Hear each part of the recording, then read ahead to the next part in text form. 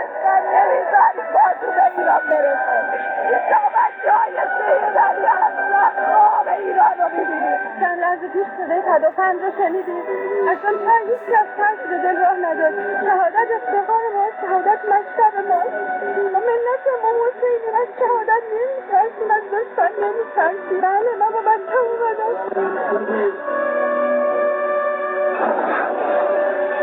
خیالتون راحت باشه، روزانه اگر هزارها این موشک بیاد ما هستیم. انتقام انتقام انتقام انتقام.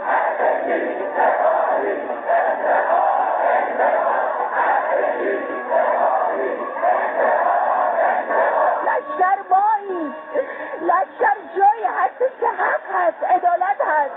ما جای درست تاریخ ما ایستادیم، اینو یادتون باشه.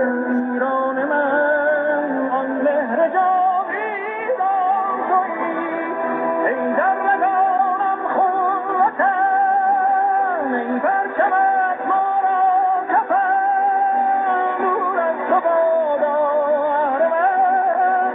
ایران من ایران من ایران من ایران من، ای در رگانم خون وطن، ای پرچمت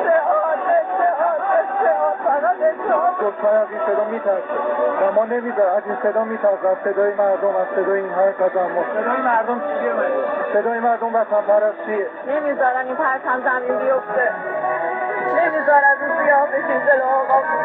ایران وطنم جان و تنم خاک رهایی، مهد هنری مأمن مردان خدایی، تیری به تنم جان خورم هستن من، جان و تن من هر دو فدای وطن من. روزی فداییرم تا زنده بمانی، روزی پسری تو آینده بمانی.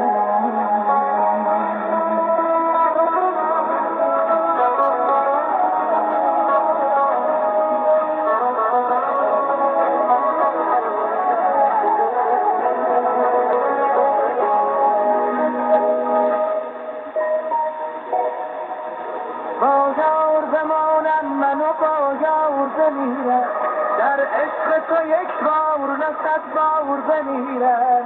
سر میدهم اما سر تسلیم ندارم، من آرشم از تیر شفیری ندارم.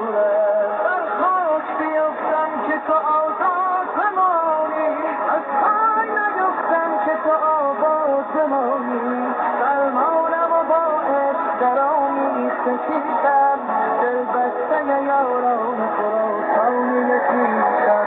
ایران ای جان ای بیشه شیران، آساسمان شادمان خاک من ایران. ایران ای جان ای بیشه شیران، آساسمان شادمان خاک من ایران. ایران ای جان ای بیشه شیران، آزادمان شادمان خاک من ایران. ایران ای جان ای بیشه شیران، آزادمان شادمان خاک من ایران.